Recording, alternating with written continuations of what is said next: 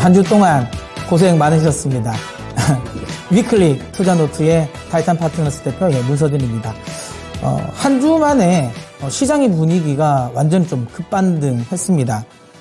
주초만 하더라도 이거 또 지난해 저점, 올해 연초 저점을 또 깨는 거 아니냐라는 또 우려감이 많았습니다. 또 시장에 또 비관론도 굉장히 많았고, 특히 10월 마지막 주 10월 31일 날은 또 엄청난 또 급락을 또 맞이하면서 많은 또 투자자분들이 손절을 또 하는 경우도 많았습니다. 근데 이게 또 불과 며칠이 안 돼서 수요일부터 시장의 분위기가 급반등하는 모습을 보였죠. 제가 지난주 방송에서 이런 이야기를 했던 것 같습니다. 지금은 하락 리스크보다는 오히려 상승 리스크가 더 클 수 있다라고 말씀을 드렸는데, 명확하게 주초에는 좀 약세의 흐름을 연출을 했지만 주 후반으로 들어오면서 또 강한 또 반등을 나오면서 또 섣불리 또 손절하신 분들 같은 경우는 또 마음이 아픈 또 뼈 아픈 또 한 주였습니다. 굉장히 또 변동성이 심한 시장인 것 같습니다. 뭐 그렇다고 해서 시장에 뭔가 아주 특별하게 분위기를 전환할 만한 이슈가 있었냐라고 하면 또 그런 것도 아니죠. 그런데 이거는 시장을 제가 하락을 할 때도 원인 분석을 해드릴 때 시장이 아주 명확하게 하락의 원인이 있냐라고 하면 지정학적인 리스크, 그로 인한 극심한 위험자산 회피 현상이다라고 말씀을 드렸잖아요.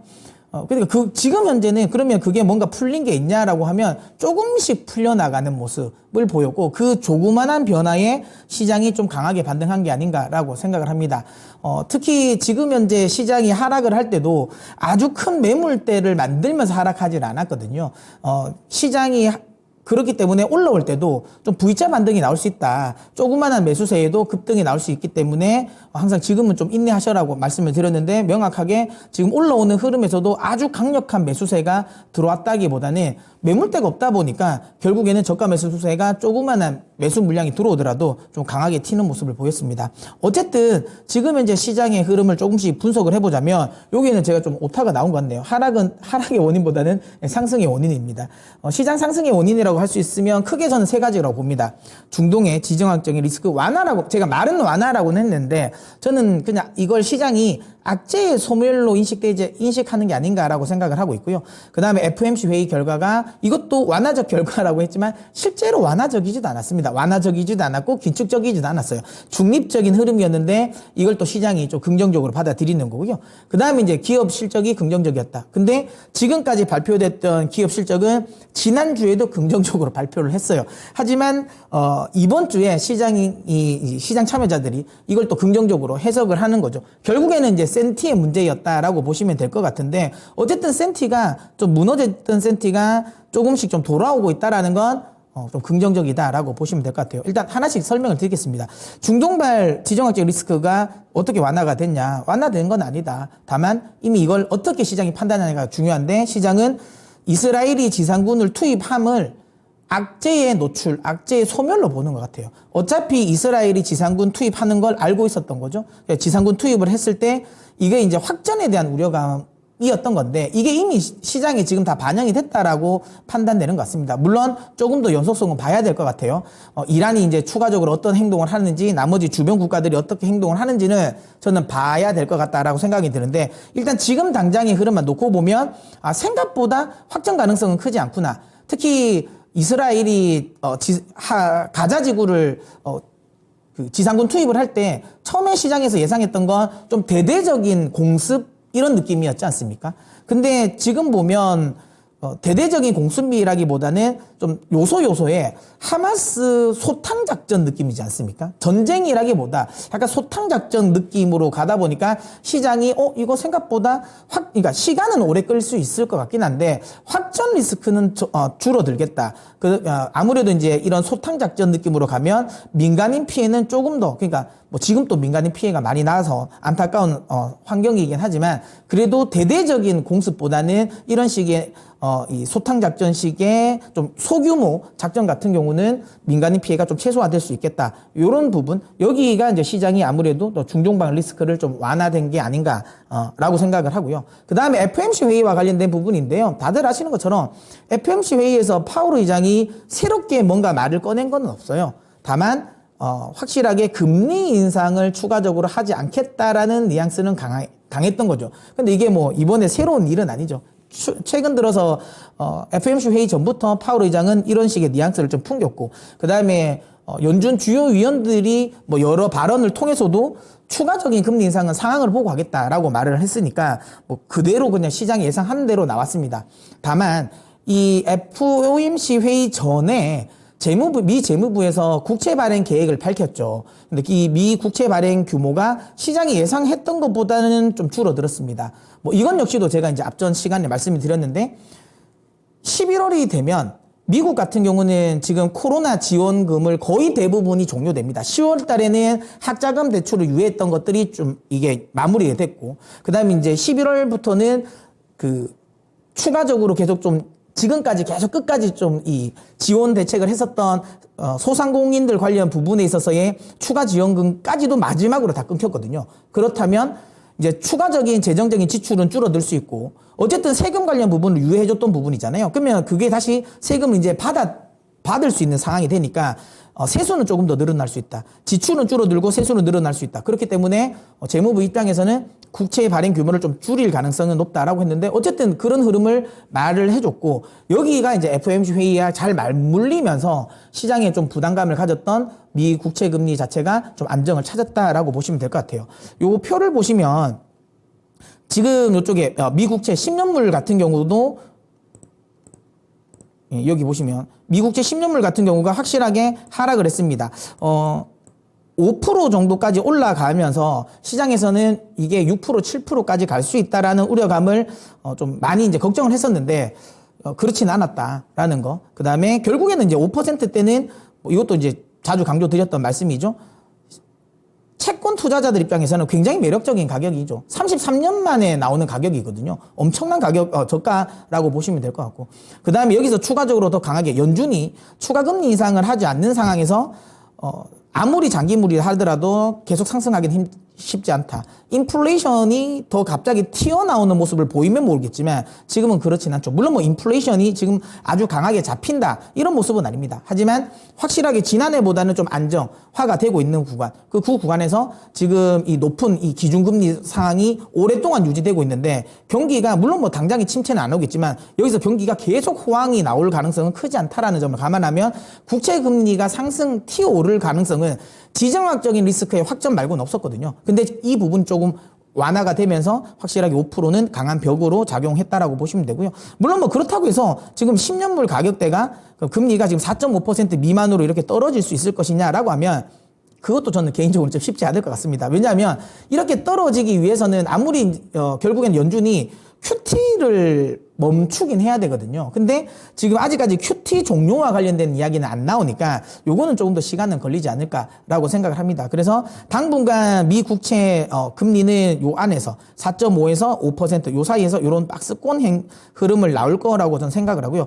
중요한 건 이 정도의 흐름만 나오더라도 시장은 좀 부담을 덜 느낄 겁니다. 왜냐하면 국채 금리가 추가적으로 더 강하게 튀진 않을 것이다. 그러니까 시중금리가 더 강하게 튀지는 않을 것이다 라는 거는 생각할 수 있으니까 말이죠. 자, 그 다음에 이제 크루드오일 역시도 보시면 아시겠지만 90불을 터치하고 나서 그 다음에 하락을 합니다. 뭐 어제 상승은 하긴 했지만 역시나 80불 수준까지 떨어져 있는 상태고요.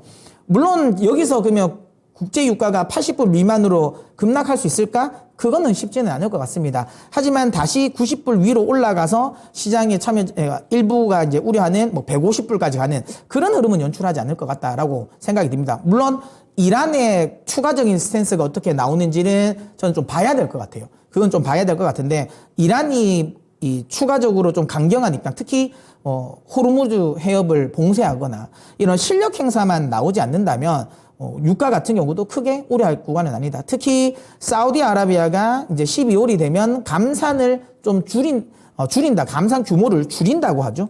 그렇다면 아무래도 공급적인 부분에 있어서도 조금은 혈이 좀 뚫리는 상황이고, 베네수엘라도 지금 지속적으로 지난해부터 미국의 주요 기업들이 베네수엘라에 가서 어떻게 해서든 좀 캐려고 하고 있습니다. 근데 이제 원유라는 게 한번 그 원유 강구가 캐는 게 멈춰버리면 이걸 다시 재가동하기 위해서는 시간이 꽤 걸려요.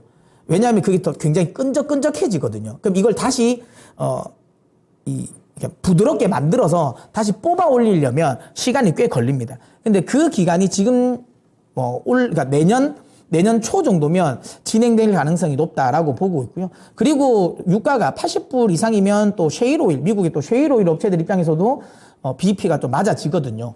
그렇기 때문에 그런 것들 같은 경우도 이제 이 셰일오일 업체들이 지금까지는 계속 추가 투자를 안 했지 않습니까? 근데 이제 최근 들어서 북미 지역의 리그 수가 늘어나는 걸 보면 또 미국 쪽에서도 또 생산이 또 계속 늘어난다는 거. 이런 것들을 종합해 보자면 국제 유가 역시도 크게 상승하지는 않을 것이다라는 거죠.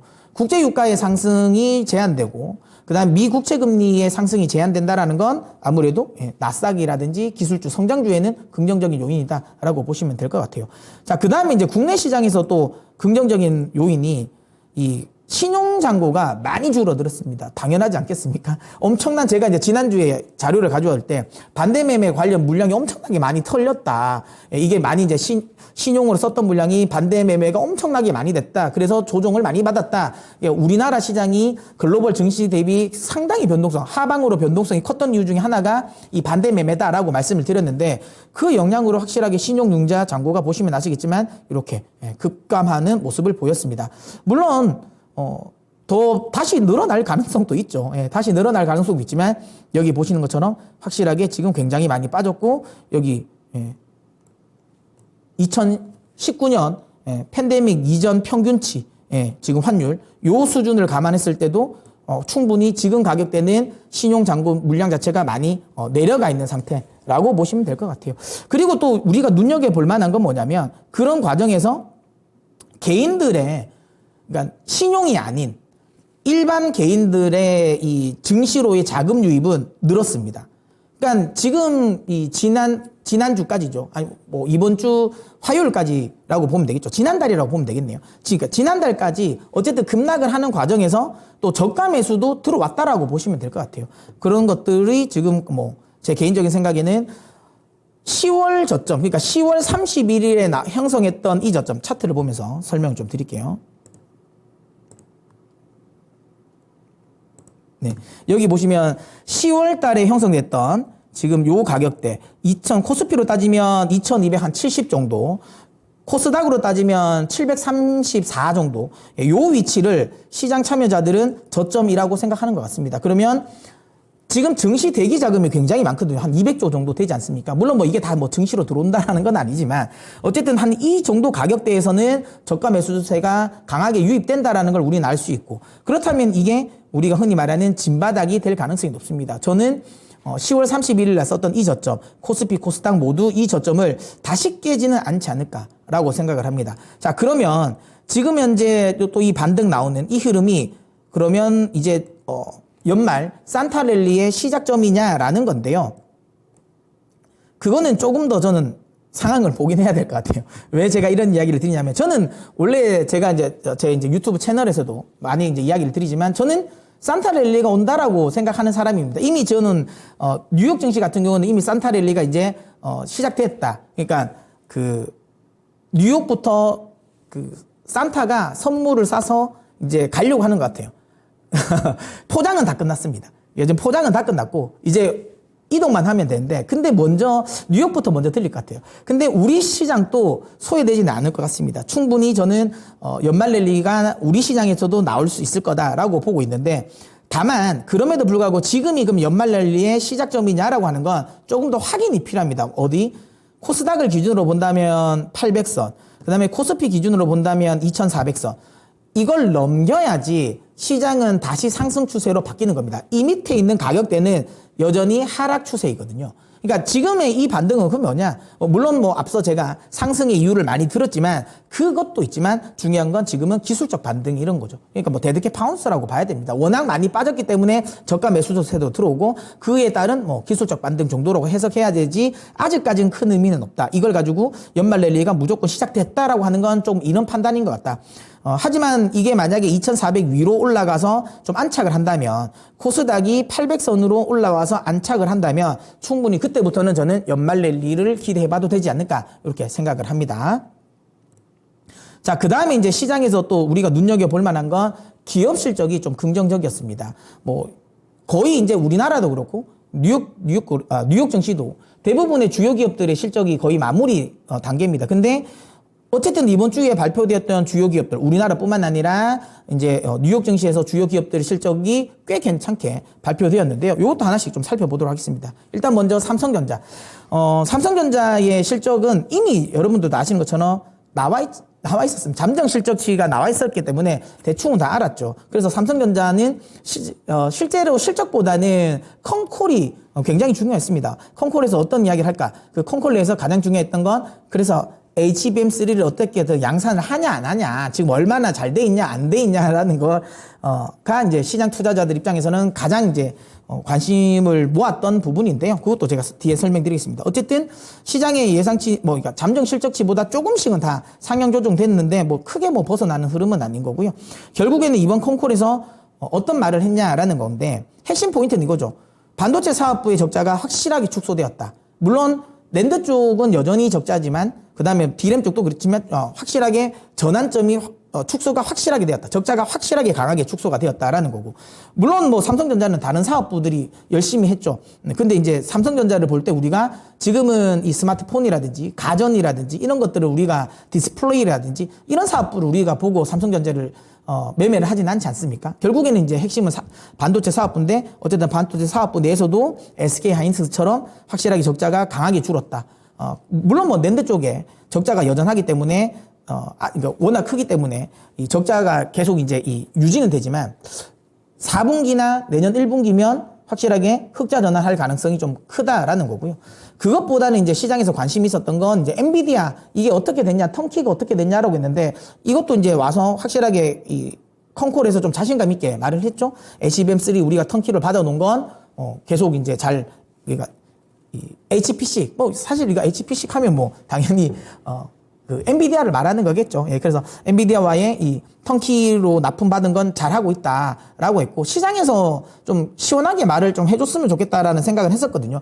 그래서 그게 그냥 콜 테스트 수준의 물량이 샘플링 물량 정도냐 아니면 정말 의미 있는 수준의 이 물량이냐라는 건데 그거를 시원하게 말은 안 해줬습니다. 그래도 어쨌든 지금 이 고객사와의 그 계약이 취소된 건 아니다라는 건 확인해 줬는 거고. 그 다음에 HBM3와 관련된 부분에 있어서의 좀 의지를 보였다라고, 양산에 대한 의지를 좀 보였다라는 거고요. 그리고 삼성전자도 HBM3 내에서는 본인들이 좀 SK 하이닉스에 뒤졌다라는 걸 인정하는 것 같습니다. 그래서 이번에 컨퍼런스 콜에서도 계속 말을 했던 건 HBM3보다는 HBM3E죠. 그러니까 이 다음 단계와 관련된 부분을 계속 좀 강조를 많이 하더라고요. 어쨌든 삼성전자가 이번 컨콜을 통해서도 HBM3와 관련된 부분에 양산의 의지를 굉장히 보이고 있다라는 거죠. 실제로 실적이 찍히는 걸 봐야 될 것 같은데 시장에서는 한 1분기 정도가 돼야지 좀 유의미한 결과가 나오지 않을까라고 이야기를 하고 있는데 어쨌든 HBM3와 관련된 부분에 있어서의 결과물을 내놓는다면 이건 역시도 시장에 좀 한번 특히 반도체 섹터를 붐업할 수 있는 재료가 아닐까라고 생각합니다. 그 다음에 이제 투자 계획을 밝혔습니다. 40조가 넘는 규모의 투자를 하겠다라고 이야기를 했고 결국엔 핵심은 SK와 동일하게 선택적인 투자입니다.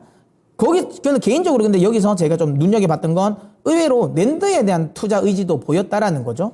지금 현재 이제 이 낸드 쪽에서는 좀 레거시한 이 라인이 128단이지 않습니까? 128단인데 이걸 지금 이제 다음 내년에는 이제 300단에 대한 투자를 많이 하겠다라는 거고 최근 이것도 뒤에 설명드리겠지만 최근에 뉴욕 증시에서 실적을 발표했던 네트워크 장비 업체들 그다음에 퀄컴이나 그럼 인텔의 실적 발표를 우리가 보고 알 수 있는 건 그동안 계속 이제 침체, 특히 이제 낸드 쪽에 이 침체를 일으켰던 서버 쪽과 그 다음에 모바일 쪽이 회복된다. 내년에 좀 회복기에 접어들 가능성이 높다라는 거죠. 그렇다면 낸드 수요도 좀 늘어날 가능성이 있다라고 보면 될 것 같고요. 그 다음에 지금 삼성전자 같은 경우는 그 낸드를 이 안정적으로 교체, 그러니까 낸드의 이 제품 자체를 안정적으로 이렇게 교체를 하려고 합니다. 즉 감산은 유지한다. 어떤 걸? 레거시 쪽. 그러니까 128단, 그러니까 200단 미만의 거는 계속 감산을 할 것 같고요. 그 감산을 하는 과정에서 추가적으로 늘어나는 건 오히려 돈이 되는 거죠. 그러니까 뭐 V10, 그러니까 300단 이상, 그 다음에 400단까지도. 요런 새로운 쪽은 조금 더 투자를 하고 이쪽 관련 부분에서 자연스럽게 낸드 수요를 유도하려는 이런 흐름은 연출이 된다. 이건 역시도 삼성전자가 낸드 쪽에서 좀 빠르게 적자를 좀 메울 수 있는 환경으로 만들어지지 않을까라는 거고요. 그리고 어쨌든 낸드 쪽의 수요가 좀 있다라는 걸 느꼈기 때문에 저는 삼성전자가 이런 식으로 좀 간다라고 보고 있습니다. 이건 SK하이닉스도 이런 식으로 말을 했죠. 그 다음에 뭐 다들 아시는 것처럼 후공정 쪽 강하게 빠르게 드라이브를 걸고 있습니다. 천안 쪽에 지금 어드밴스드 패키징 라인을 계속 공격적으로 지금 깔고 있고요. 뭐 아시겠지만 원래 기존에 있던 이 그 패키징 라인을 하나마이크론에게 다 넘겨줬잖아요. 온양 팹이죠. 그쪽을 많이 다 넘겨주고 그쪽의 라인을 전부 다 어드밴스드 패키징으로 다 지금 만들고 있습니다. 뭐 이런 것들이 종합된다면 또 국내 반도체 장비 업체들, 특히 후공정 관련 업체들에게는 긍정적이고 어드밴스드 패키징 투자에 대한 의지도 이번에 보였다라는 거죠. 그렇기 때문에 삼성전자와 관련된 부분의 투자를 우리가 컨코르에서 알 수 있는 건 확실하게 내년도에도 HBM3의 매출은 늘어날 수밖에 없겠구나. 삼성전자는 그렇게 돼서 확실하게 지금 이제는 업황을 탈출한다. 그러니까 이 반도체 이 겨울을 탈출해서 뭐 이게 봄, 여름까지는 모르겠지만 최소한 겨울은 지날 가능성이 높지 않을까라고 생각합니다. 차트를 보면서 삼성전자를 한번 살펴보도록 하겠습니다. 삼성전자를 그러면 지금 구간에서 우리가 그러면 매수를 해볼 만하냐 라는 건데요. 저는 반도체를 만약에 내가 투자를 하겠다면 삼성전자보다는 차라리 SK하이닉스를 저는 공략하셨으면 좋겠습니다. 이거는 제가 이 앞전에 제가 프로그램에서도 제가 말씀을 드렸죠. SK하이닉스 오히려 해볼 만하다, 매수해볼 만하다라고 말씀을 드렸는데 그래도 삼성전자를 좋아하시는 분이 많이 계시잖아요. 난 SK하이닉스 변동성이 커서 싫어 라고 하시는 분은 지금 자리라면 이게 지금 이제 어느덧 다시 6만 전자긴 한데 지금 자리라면 저는 충분히 매매가 가능하다라고 봅니다. 물론 시장 상황에 따라서 더 흔들릴 수는 있겠죠. 하지만 업황이 개선되는 게 확인되는 구간에서 다시 이 6만 5천 원을 깨고 내려갈 만한 흐름은 연출되지 않지 않을까라고 생각을 합니다. 그렇다면 지금 현재 7만 원 미만 구간에서는 충분히 전 접근이 가능하다고 생각되고요. 삼성전자를 오랫동안 가지고 계신, 그러니까 우리가 흔히 말하는 이 10만 전자를 기대하고 9만 원대에 많이 보유하고 계신 요 라인까지 그러면 올 수 있을 거냐라고 하면 올해는 어렵지 않겠습니까? 올해는 어려울 거라 보는데 다만 내년 상반기를 기대한다면 9만 전자까지도 한번 노려볼 만하다라고 봅니다. 왜냐하면 다시 한번 말씀드리지만 반도체 업황이 그러니까 바닥을 찍고 올라간다. 하지만 전체적인 캐파가 그렇게 크지는 않을 거다라고 우려는 하지만 HBM3의 그러니까 HBM 라인 자체의 그러니까 시장 침투율, 메모리 반도체에서 차지하는 시장 침투율이 굉장히 빠르게 늘어나고 있어요. 이거 3년만 지나면 거의 메모리, 그러니까 D램 쪽에서의 HBM이 차지하는 비중이 80%거든요. 근데 보통 대부분의 산업은 침투율이 30% 전까지가 흐름이 굉장히 좋습니다. 뭐 이거는 제가 뒤에 시간이 될지는 모르겠지만, 그러니까 중국이 CATL의 고점이 왜 2021년에 찍혔냐. 그때 중국의 전기 자동차 침투율이 25%를 딱 찍었거든요. 그때부터는 사실 이제 성장에 대한 우려감이 생길 수밖에 없어요. 그때부터 이제 CATL이 찍고 쭉 이렇게 내려온 것처럼, 지금 대부분의 어쨌든 이런 성장하는 산업들 같은 경우는 30%를 넘기는 순간부터는 시장에서는 여기서부터는 멀티플을 많이 뺍니다. 근데 지금 내년이죠. 내년, 내후년까지는 가파르게 성장하고 침투율이 30%, 그러니까 내후년 정도가 돼야지 침투율이 30%가 나오거든요. 그러면 고성장 멀티플을 줄 수 있다라는 점. 그런 점을 감안한다면 반도체 업황 쪽은 제가 보기에는 예전에 그냥 단순히 시클리컬 업종으로 판단하는 것보다는 조금은 더 멀티플을 받지 않을까라고 생각합니다. 그래서 한 9만 원 정도까지는 내년을 감안한다면 충분히 도전할 수 있다라고 보고, 만약에 삼성전자를 계속 보유하고 계신다면 전 홀딩 하셨으면 좋겠다. 손절할 종목은 저는 전혀 아니라고 보고 있습니다. 다만 반도체를 나는 대형주로 사고 싶다고 하면 SK하이닉스, 삼성전자 둘 중에 어떤 걸 사면 되냐라고 하면 저는 자신감 있게 오히려 SK하이닉스가 훨씬 낫다고 말씀을 드릴게요. 자, 그렇게 해서 일단 삼성전자 흐름을 말씀을 드렸고, 그 다음에 이제 또 눈여겨볼 만한 건 애플이죠. 애플이 실적을 발표했습니다. 물론 애플은 실적은 잘 나왔어요. 생각보다 예상치보다 나쁘지 않았는데 시장에서 걱정했던 것들이 나왔죠. 뭐냐면 차이나 리스크. 그러니까 결국에는 중국에서 중국의 이제 애국심, 애국 마케팅으로 인해 가지고 잘 안 팔리지 않을까라고 했는데 확실하게 뚜껑을 열어보니 잘 안 팔렸습니다. 잘 안 팔렸고, 그 다음에 이제 이 맥북과 관련된 부분, 예, 이것도 잘 안 팔렸습니다. 물론 뭐 저는 개인적으로 맥북이 모르겠습니다. 제가 아저씨라서 그러나요? 저는 맥북이 굉장히 불편하더라고요. 저 왜 샀는지 모르겠다. 이거 약간 그 스타벅스에 오래 앉기 위한 폼인가 이런 생각도 했습니다. 너무 불편하더라고요. 근데 물론 뭐 잘 쓰시는 분도 계십니다. 근데 어쨌든 그 맥북이 잘 안 갑니다. 뭐 발열 이슈도 있고 그 M3 관련 부분도 지금 생각보다 퍼포먼스를 못 뽑아냈잖아요. 예, 그런 것들을 보면서 어쨌든 맥북의 우려감을 했었는데 확실하게 맥북이 굉장히 잘 안 났다라고 보시면 되고 중국 관련 부분도 좀 안 좋았다. 전체적으로 다 잘 안 좋았습니다. 그나마 좀 선방했던 게 어쨌든 중국 쪽에 대한 리스크가 그러니까 매출은 둔화됐지만 역시나 아이폰 15는 생각보다는 잘 팔렸다라는 거. 다른 쪽에서 많이 배웠겠죠. 아무튼 그런 식으로 하면서 이게 순수하게 실적만 놓고 보면 그렇게 부정적이진 않아요. 우리가 지금 이번에 애플 실적에서 우리가 이제 알아봐야 되는 핵심 포인트는 뭐냐면 예상보다 양호했어요, 실적을. 근데 중국 내에 매출이 감소했다라는 거, 그 다음에 그 컨콜에서도 이야기를 한 것처럼 AI 쪽에서의 굉장히 이 투자가 좀 지연됐죠. 그러니까 마이크로소프트나 아마존이나 이런 쪽은 적극적으로 생성형 AI에 대한 투자를 많이 했거든요. 근데 애플 같은 경우는 생성형 AI 투자가 한 발 좀 늦었습니다. 예, 그러다 보니까 지금 이제 AI 쪽을 연동을 잘 못하는 거죠. AI와 클라우드의 연동이 잘 안 되니까 이게 수익이 지금 안 나오고 있는 거죠. 뭐 이거는 뭐 지금 컨콜에서도 이야기를 했고 이쪽에 대한 투자를 많이 하겠다라는 이야기를 했고요. 어쨌든 뭐 중국도 매출 감소. 근데 방금 말씀드린 것처럼 컨콜을 통해 가지고 대안과 미래를 보여줬습니다. 그러니까 중국 쪽은 여러분도 아시는 것처럼 지금 그 애플 역시도 중국 시장에서 조금씩 철수까지는 아니지만 예전만큼 공을 들이진 않죠. 지금은 어디를 공을 많이 들입니까? 예, 인도 쪽을 또 공을 많이 들이잖아요. 그러니까 중국의 대안 시장을 인도로 생각하고 있고 조금씩 그쪽으로 옮기고 있기 때문에 중국 쪽에 매출이 빠졌다라는 거 물론 당장에는 리스크이긴 하지만 거기에 대한 대안이 전혀 없는 건 아니다라는 거고 그 다음에 미래에 대한 아까 뭐 클라우드와 관련된 부분에 있어서의 그 AI 쪽에서의 이 투자 지연과 관련된 부분도 이번에 적극적으로 좀 투자하겠다라는 것도 말해줬기 때문에 이거와 관련된 부분도 좀 긍정적이라고 보시면 되고요. 그리고 많은 분들이 이쪽을 좀 놓치신 것 같은데요. 애플이 물론 당연히 하드웨어를 많이 파는 회사도 맞아요. 그렇지만 이 애플 전체 매출에서 하드웨어 그러니까 아이폰 다음으로 매출이 많은 게 서비스입니다. 그러니까 iOS거든요. 애플은 지속적으로 그 이야기를 하죠.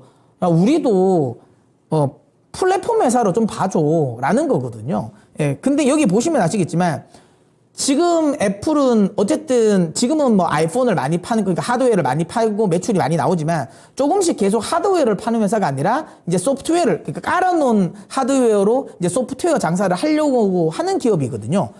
근데 이제 그런 기업들에게 좋은 건 결국은 서비스, 자기들이 원래 미래에 바꾸려고 하고 있는 사업이 제대로 되냐 안 되냐인데 여기 실적을 한번 보십시오. 다른 것들을 다 감소를 했지만 여기 보신 것처럼 서비스 사업부는 시장 예상치를 상회를 했습니다. 특히 그러니까 전년 동기 대비해서는 20% 이상 증가한 결과거든요. 그러니까 잘 하고 있어요. 잘 하고 있다. 그러니까 애플이 중국 쪽에 대한 리스크 그 다음에 뭐 맥북이 잘 안 팔렸다라는 거 이런 것들 때문에 그러니까 실적이 성장성에 대한 우려감을 할 이유는 전혀 없다라고 보고 있습니다. 미래를 잘 준비하고 가고 생각보다 조금 더디게 갔던 투자를 다시 한번 좀 늘리겠다라는 점. 제가 보기에는 오히려 애플은 지금 자리가 더 매수의 기회가 아닐까 이렇게 생각을 합니다. 자, 그 다음에 애플 이외에 다른 종목들도 한번 보죠. 주요 기업들 같은 경우가 퀄컴이라든지 AMD라든지 TTM 그리고 여기에 제가 또 넣고 싶은 건 아리스타 네트워크스 이렇게 실적 발표를 했는데 팔란티오도 있죠. 예. 이런 주요 기업들이 실적 발표를 했는데 대부분 실적 발표 이후 급등을 했습니다. 그러면 당장의 실적이 엄청나게 좋았냐라고 하면 AMD 같은 경우는 그냥 시장 예상치에 부합을 했죠. 퀄컴은 그래도 좀 상회를 했습니다. 그래도 이제 내용은 이거죠. 기본적으로 가이던스를 좋게 본 거예요. AMD 같은 경우는 내년도 결국에는 이제 본격적으로 엔비디아와의 경쟁 관계에 나설 수 있다라는 거죠. MI300이 나오니까.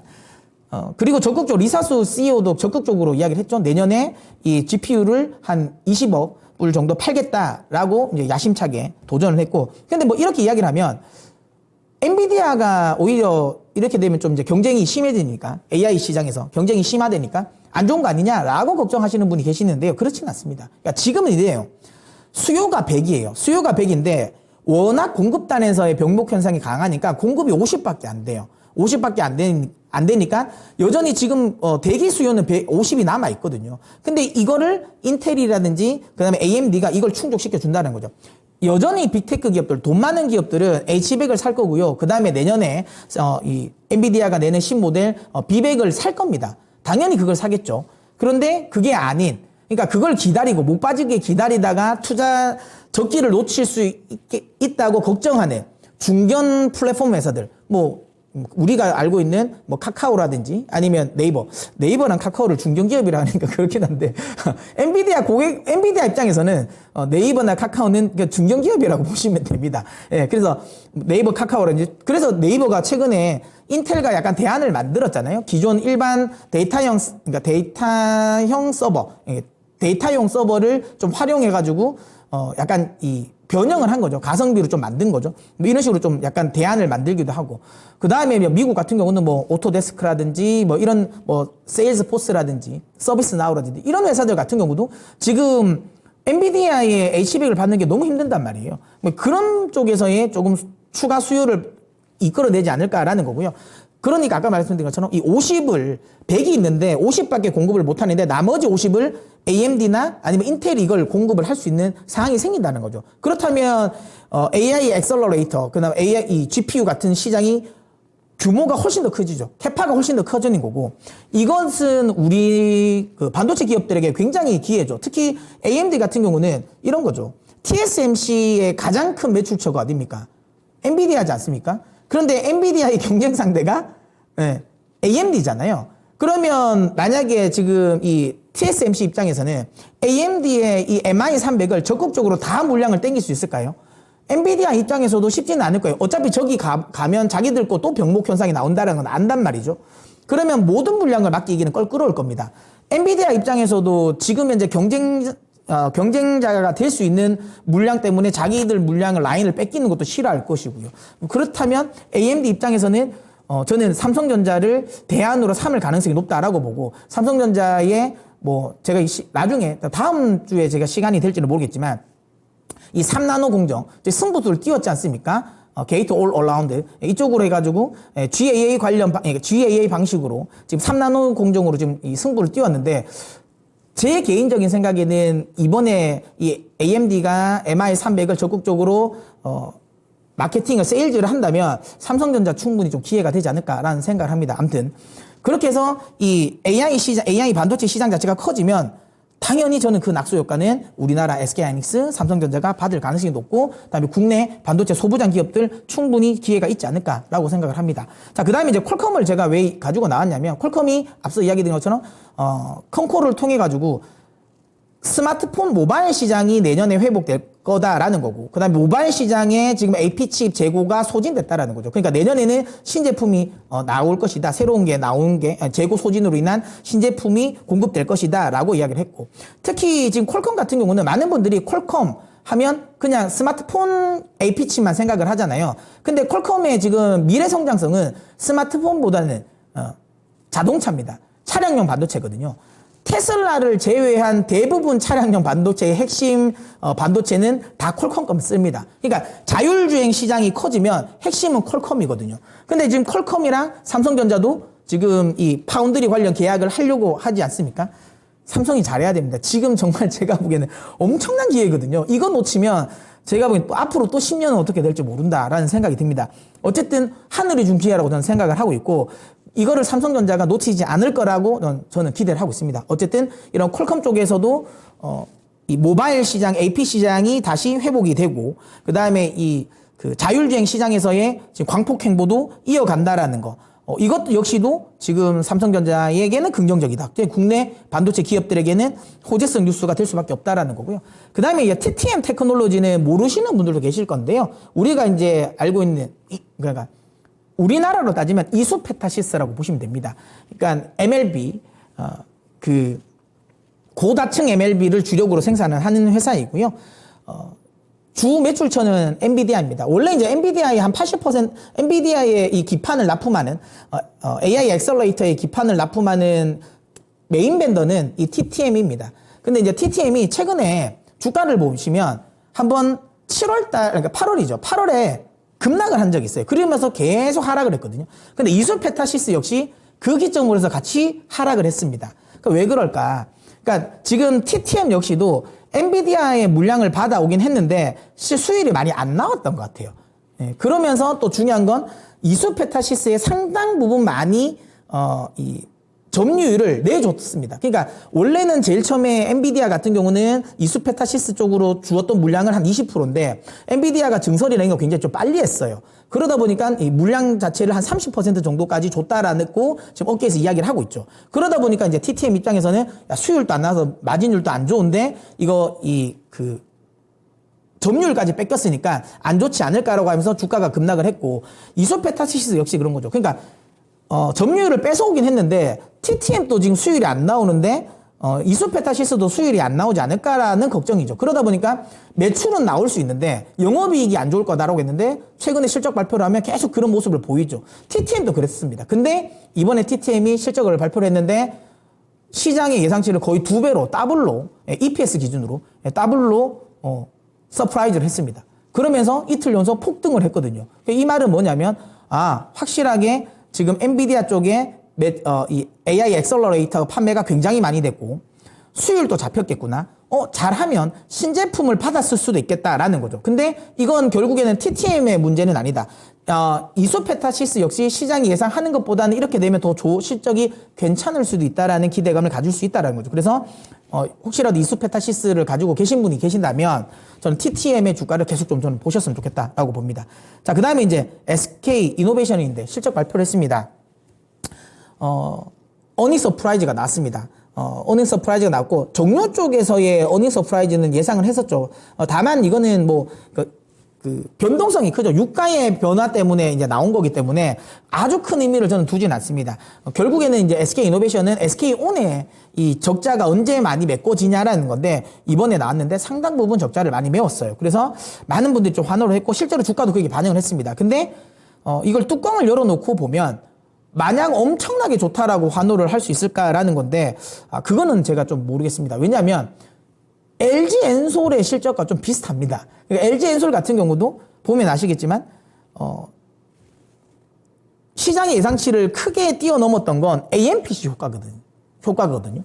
근데 이번에도 SK 이노베이션이 AMPC로 받았던 보조금이 3천억입니다. 그러니까 그게 없었으면 확실하게 꽤 많은 적자를 봤을 건데 이게 시장의 예상치보다 훨씬 더 많은 보조금을 받은 거죠. 그렇기 때문에 실적이 좋아진 거라서 이걸 마냥 막 엄청나게 좋다라고 보긴 어렵다. 그 다음에 SK 이노베이션 또 이야기를 했죠. 전기차 판매 자체가 좀 둔화될 수 있으니까 주의를 한다라는 건데 다만 뭐 그렇다고 해서 SK 지금 현재 이노베이션을 부정적으로 보냐? 그거는 아닙니다. 여전히 긍정적으로 볼 수 있는 지금 자리가 저점 부근은 맞다. 하지만 이제 이 실적이 이렇게 잘 나왔으니까 앞으로도 잘 나올 거고 그러면 주가가 계속 우상향할 수 있을 것이냐 단기에 그거는 쉽지 않다라는 거죠. 그래서 오늘 실적에 너무 흥분하지는 않으셨으면 좋겠다라는 말씀을 드리고 싶고요. 그 다음 팔란티어 테크놀로지인데 실적 발표했는데 굉장히 잘 났습니다. 팔란티어 테크놀로지는 이제 AI, 이 관련 쪽에 이제 어찌 보면 이 바로미터라고 보시면 될 것 같고요. 팔란티어의 실적이 잘 나오면서 오늘 우리나라 AI 관련 기업들의 실적이 좋았습니다. 물론 저는 연관성이 없다고 보고 있는데 어쨌든 팔란티어의 실적이 좋다라는 건 뭐냐면 결국에는 AI가 돈이 실제로 된다라는 겁니다. 그러면 이 관련 기업들로 하여금 AI 투자를 많이 할 수밖에 없게 만드는 거고 이건 역시도 AI 관련 쪽에 종목들에게 좀 긍정적인 요인으로 작용하지 않을까라고 생각을 합니다. 제가 지난주에 한번 하려고 했었는데 또 시간 관계상 또 못할 것 같네요. 2차전지 섹터 투자자들의 대응 전략. 그러면 일단은 오늘은 요것도 제가 혹시라도 빠르게 한번 해보고 만약에 시간이 남으면 요 뒤에 제가 말씀을 드리도록 하겠습니다. 일단 제가 가지고 나온 또 소개해드릴 종목은 오늘 하나머트리얼즈입니다.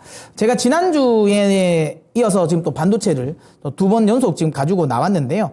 그만큼 제가 앞서 계속 말씀드린 것처럼 반도체 업황에 대한 기대감이 지금은 굉장히 좀 큽니다. 그렇기 때문에 반도체는 지금 구간에서는 좀 가지고 있으시는 포트에 편입을 좀 해두시는 게 내년을 생각한다면 좀 좋지 않을까라는 생각에 제가 반도체 쪽을 계속 좀 강조를 드리고 있는데요. 하나 머티리얼즈는 뭐 다들 아시는 종목입니다.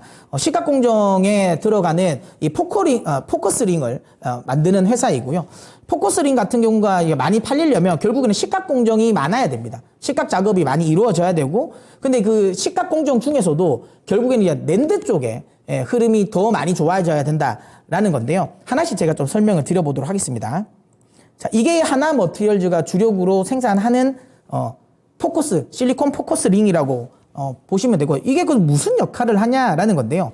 이 식각이라는 건 깎는 겁니다. 쉽게 뭐 말이 깎는 거지 실제로 따지면 녹이는 거죠. 그러니까 이 불산을 이거 뭐 기체든 아니면 액체든 해서 이걸 해서 이제 녹이는 거지 않습니까? 이거 녹이는 과정인데, 아무래도 웨이퍼를 이렇게 두면 그냥 이런 링을 없으면 식각하는 과정에서 이 웨이퍼가 모양이 틀어질 거 아니겠습니까? 그럼 이게 움직일 수도 있거든요. 그거를 이렇게 딱 잡아주는, 이 링이, 실리콘 링이 이렇게 딱 잡아주는 역할을 합니다. 그러면 식각을 하는 과정에서 웨이퍼가 마모가 되더라도 웨이퍼 위치가 틀리지 않습니다.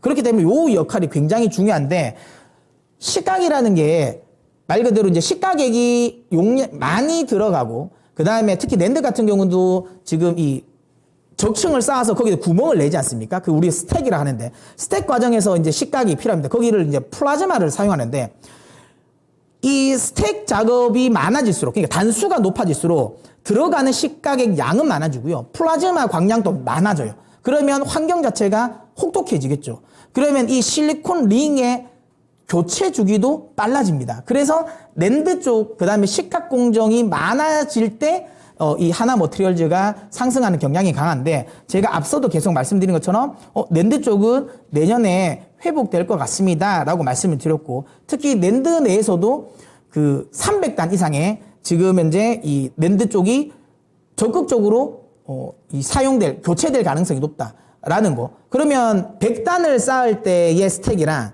200단을 쌓을 때 스택, 300단을 쌓을 때 스택이 다르겠죠. 그러다 보니까 그러면 거기에 들어가는 식가액 양, 그 다음에 플라즈마 양은 훨씬 다르고, 결국에는 이 300단을 쌓는다면 이 실리콘 링의 교체 주기는 굉장히 짧아진다라는 거죠. 이런 것들도 하나 머티리얼즈의 내년도 실적에 대한 기대감을 하게 만드는 거다라고 보시면 되고요. 그 다음에 아시는 것처럼 후공정으로 넘어가면서 우리가 이제 TSV라고 하지 않습니까? 그러니까 결국에는 이 공정까지도 거기에도 이제 식각 공정이 들어가지 않습니까? 애시베이를 만들기 위한. 그 식각 공정에도 결국 식각이 들어가기 때문에 여기 들어가는 실리콘 링이 들어간다라고 보시면 됩니다. 실제로 이건 삼성전자의 낸드 이 가동률입니다. 보시는 것처럼 계속 올라가고 있죠. 지금 그러니까 올해를 저점으로 해서 다시 안정적으로 조금씩 올라가고 있다라고 보시면 되고요. 그러면 이제 낸드 쪽에 대한 수요도. 근데 여기서 보시면 그래도 아직까지는 이 100% 가동률은 아니다. 올 초에 100% 그러니까 감산이 진행되기 전 흐름은 아니다라고 생각할 수도 있지만, 제가 처음에 말씀드린 것처럼 삼성전자는 레거시, 그러니까 200단 미만의 거는 생산을 계속 감산을 할 거고요. 이걸 200단 이상으로 바꿀 겁니다. 당연히 이건 역시도 실리콘 링을 교체 주기를 좀 짧게 만드는 요소라고 보시면 될 것 같고요. 자, 그 다음에 이제 이 실적이 내년에 보시는 것처럼 이제 회복이 된다라는 거죠. 물론 올해는 역성장을 하지만 이제 내년에는 다시 이제 정상 궤도에 올라오고, 그 다음에 이제 내후년이 되면 확실하게 실적 성장성이 가파르게 올라온다라고 보시면 됩니다. 특히 경쟁사라고 할 수 있는 TCK 대비해서 굉장히 저평가다라고 보시면 될 것 같고요. 특히 하나마이크론의 하나 머티리얼즈의 고객사는 도쿄 일렉트론이거든요. 그럼 결국에는 도쿄 일렉트론이 얼마나 많이 식각 장비를 파냐가 핵심인데, 지금 삼성전자의 주력군이 도쿄 일렉트론입니다. 식각 장비의 주력군이. 근데 아까 방금 이야기된 것처럼 삼성전자는 V10을 지금 낸드에 적용을 하려고 하지 않습니까? 당연히 제가 보기에는 가장 핵심 수혜가 되지 않을까 이렇게 생각을 합니다. 자, 차트를 보면서 한번 목표가랑 설정을 해보도록 하겠습니다. 네, 자, 하나 마이크론의 여기 보시면 하나 머티리얼즈 보시면 지금 5만 원을 살짝 넘기고 있는데요. 저는 현재 가격대는 충분히 매수의 구간이라고 생각을 합니다. 그래서 한 4만 7천 원에서 이 5만 원 구간, 여기 지금 박스권을 형성하고 있는 구간이죠. 예, 요 구간 내에서는 저는 분할 매수가 언제든지 가능하다라고 저는 생각을 하고요. 목표가는 지금 2022년의 고점이라고 볼 수 있는 6만 5천 원 있지 않습니까? 이 정도까지는 충분히 가능하다. 왜냐하면 이제 방금 말씀드린 것처럼 랜드 쪽에 투자가 회복되는 시기, 뭐 아까도 얘기했지만 2022년 정도 수준까지는 올라올 여지가 높다라고 보면 충분히 이 정도까지의 가격은 도달하지 않을까라고 생각하고요. 다만 이제 그럼에도 불구하고 어쨌든 시장의 변동성을 감안했을 때 이 손절 라인은 한 43,000원 라인, 이게 이제 직전 저점이죠. 여기를 만약에 이탈하게 된다면 다시 이제 추세 하락, 그리고 이게 이탈됐다라면 제가 예상했던 랜드 업황에 대한 기대감, 그 다음에 후공정 쪽에서의 이 도쿄 일렉트론의 식각 장비가 생각보다 많이 안 갈 수도 있다라는 거죠. 예. 그러니까 그거가 제가 예상 전망이 틀리면 저희가 생각하는 이 43,000원을 이탈할 겁니다. 그래서 만약 이탈한다면 손절을 하셨으면 좋겠다라는 말씀 드리도록 하겠습니다. 자, 제가 이야기를 하려고 빠르게 했는데 보겠습니다. 자, 2차전지 섹터와 관련된 부분입니다. 지금 현재 2차전지를 가지고 계신 분이라면 두 부류일 것 같아요. 그러니까 지금 현재 손실인 분들과 아직까지 손실은 아닌 분들, 그러니까 지금 아직도 그래도 아주 저가에 사서 수익인 이런 투자자분들, 요게 두 부류로 나눌 수 있을 것 같은데요. 저는 만약에 지금 현재 구간에서 2차 전지가 손실인 분들은 저는 손절 안 하셨으면 좋겠습니다. 제가 계속 아까도 말씀드렸지만 뭐 반도체를 많이 이야기를 하니까 그럼 반도체는 가고 반도체 가면 2차 전지 안 가는 거 아니냐라고 걱정하시는 분들 계세요. 왜냐하면 지금 2차 전지 관련 투자자분들은 반도체를 약간 적으로 생각하시는 분도 많으십니다. 근데 그렇진 않습니다. 왜냐하면 물론 이건 있죠. 2차 전지랑 반도체가 워낙 섹터가 크잖아요. 그러면 수급이 워낙 크다 보니까 뭐 예전처럼 유동성장이 아니죠. 그러니까 유동성이 풍부하지 않으니까 소수의 유동성으로 어쨌든 지수를 만약에 올린다면 2차 전지가 가면 반도체가 안 갈 수밖에 없다라고 생각할 수도 있지만 이렇게 보셔야 돼요. 2차 전지가 가면 반도체가 빠지는 게 아니라 덜 가겠죠. 그러니까 상승 흐름이 적겠죠. 만약에 반도체가 가면 2차 전지가 빠지는 게 아니라요, 상승 흐름이 적게 가겠죠. 왜 제가 이런 이야기를 드리냐면 결국에는 시장이 좋아졌을 때 연말 랠리가 나오면 지수 플레이를 할 수밖에 없어요. 패시브 자금들은. 그러면 반도체를 예를 들어 산다면 반도체를 사고 2차 전지를 팔아버리면 2차 전지가 워낙 섹터에서 차지하는 비중이 큰데 지수가 올라가겠습니까? 안 올라가요. 그러면 2차 전지를 사고 만약에 반도체를 팔면 그럼 이게 지수가 올라가겠습니까? 안 올라간다는 말이죠. 그리고 2차 전지와 반도체는 같은 성장 sek터 내에 같은 궤를 같이 합니다. 그러니까 이건 쉽게 말하면 적이 아니라 동료라고 보시면 돼요. 그래서 저는 만약에 우리 시장이 올라간다면 저는 성장주가 올라갈 거라고 생각하고요. 그렇게 성장주가 올라간다면 2차 전지 반도체가 같이 간다. 다만 누가 먼저 가고 뒤에 가고의 차이일 뿐이라고 저는 생각을 합니다. 그래서 반도체도 저는 매도를 하시면 안 되고요. 2차 전지도 매도를 안 하셨으면 좋겠다라는 이야기를 드리고요. 어쨌든 그런 관점에서 본다면 지금 손실인 분들이 굳이 여기서 매도를 할 이유는 없다. 4분기와 올해 4분기, 내년 1분기는 그러니까 전기차 시장의 업황 우려감, 그 다음에 지금 ASP 하락에 대한 우려감, 그러니까 피해 감소인 거죠. 이거와 관련된 우려감 때문에 주가가 좀 발목이 잡힐 수는 있습니다. 하지만 최근 들어서 리튬 가격이 거의 바닥을 찍었다라는 거, 그 다음에 이렇게 이 P가 하락을 하면서 오히려 Q가 늘어날 가능성이 없죠. 왜냐하면 전기차는 사고는 싶은데 너무 비싸니까 못 사는 것도 있거든요. 그리고 내년이면 그 포드라든지 그 다음에 GM이나 그 다음에 스탈렌티스 이런 쪽에서 주력군 신차들이 나옵니다. 그러니까 지금은 내가 전기차를 사고 싶어도 소비자들이 선택의 폭이 너무 좁아요. 그냥 내가 사고 싶어도 선택의 폭이 좁다 보니까 에이 안 살래, 이건 안 살래라고 할 수 있지만 내년이 되면 소비자들로 하여금 선택의 폭이 또 넓어집니다. 신차가 많이 나오거든요. 그러면 이게 또 전기차의 수요를 늘릴 수 있는 상황이기 때문에 지금의 이 노이즈로 인해 가지고 내가 손실이 났는데 판다? 저는 후회할 것 같습니다. 특히 가격도 지금 거의 딥밸류거든요. 항상 2차 전지에게 따라다녔던 말이 뭐냐면 고밸류잖아요. 지금은 고밸류는 아니에요. 물론 그럼 저밸류냐? 저밸류는 아니에요. 저밸류는 아니지만 고밸류는 아니거든요. 그럼 여기서 그걸 팔 이유가 있냐라는 거죠. 전기차 시장의 장기 성장성 꺾이지 않았다. 단기적으로 좀 덜 갈 수는 있다. 느리게 갈 수는 있다. 하지만 그것 때문에 손절을 할 것이냐? 저는 아닌 것 같다. 만약에 내가 손실분이 크다면 손절 안 하셨으면 좋겠다. 내년 2분기를 생각하고 홀딩 하시면 오히려 더 좋을 것 같다라는 말씀을 좀 드리고 싶고요. 그 다음에 수익인 분들은 저는 그랬으면 좋겠습니다. 아까도 말씀드린 것처럼 전기차 관련 쪽, 그러니까 반도체가 지금 현재 추가적으로 이 하반기, 그러니까 지금부터 해서 내년 1분기까지 시장을 주도할 가능성이 저는 있다고 보고 있습니다. 이건 제 생각이긴 하지만. 그랬을 때 지금 수익이 있는 분들 같은 경우는 혹시라도 이게 너무 지나치게 많이 안 가면 포트폴리오의 이 수익률 변동, 그러니까 퍼포먼스로 가죠. 포트폴리오의 퍼포먼스가 상대적으로 둔할 수 있습니다. 그렇기 때문에 저는 좀 2차전지의 수익을 많이 챙기고 계신 분들은 일정 수준은 좀 익절을 하셔서 저는 오히려 반도체 쪽에 일부 좀 편입을 하셨으면 좋겠다라는 이야기를 드리고 싶어요.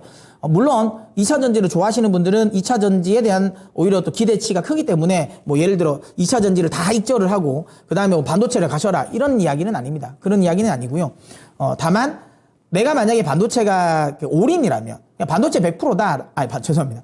2차전지 100%다 라고 하시는 분이라면 저는 개인적으로 한 최소한 30% 정도만이라도 반도체를 좀 매매를 해보시는 게 시장이 반도체가 만약에 가는 시장이 나오면 그 시장에서 소외가 되지 않지 않을까라고 생각을 합니다.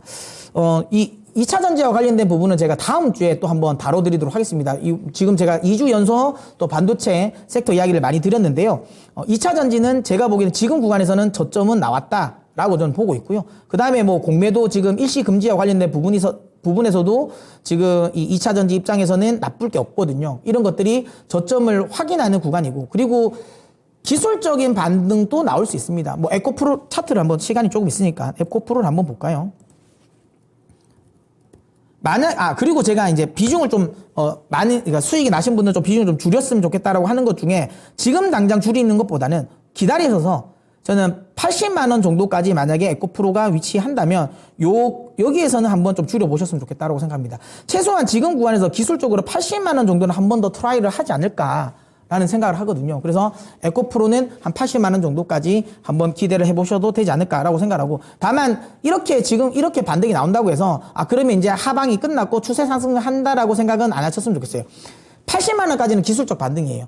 그리고 나서 그 이상으로 움직이는 건 확인해야 된다라는 거고, 어쨌든 그래도 기술적으로 80만 원 정도까지는 에코프로 기준으로 올라올 가능성이 있기 때문에 지금 자리에서 섣불리 매도는 안 하셨으면 좋겠다, 이렇게 말씀을 드리는 겁니다. 그래서 에코프로 같은 경우는 혹시라도 뭐 에코프로 BM 최근에 흐름이 괜찮죠? 네. 에코프로 BM 같은 경우는 여기 나와 있던 한 30만 원 구간까지 30만 원이죠. 30만 원 구간까지의 또 기술적 반등은 나올 수 있기 때문에 나는 에코프로 BM을 가지고 있다. 한 30만 원까지는 한번 매도를 하시더라도 한번 기다려 보시고, 에코프로 같은 경우는 한 80만 원 정도까지는 한 기술적 반등이 나올 수 있으니까 그까지는 한번 기다려 보셨으면 좋겠다라는 말씀 드리도록 하겠습니다. 조금 더 상세한 이야기는 제가 다음 주 또 2차 전지를 또 가지고 오면서 설명드리도록 하겠습니다. 자, 또 이제 준비한 시간이 다 되었습니다. 마무리 해야 될 시간이네요. 자, 그러면 한 주 마무리 잘 하시고요. 저는 11월달 시장 괜찮을 것 같습니다. 다음 주 시장 또 저는 좀 상승 쪽에 조금 더 포커스를 둘 거라고 생각되고요. 그래서 또 다음 주 조금 더 기분 좋은 한 주 맞이하지 않을까 생각합니다. 그러면 전 또 다음 주에 2차 전지 이야기로 또 다시 찾아뵙도록 하겠습니다.